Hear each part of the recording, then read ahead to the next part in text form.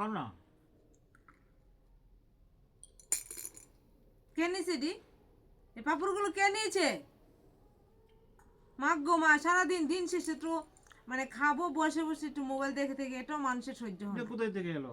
যাও, আমি খাবোই না। এটা ফু। কোথায় থেকে এলো? যাও, আমি আমি খাবো জানি না। না এটা কুস্তা, আমি তো করছি না।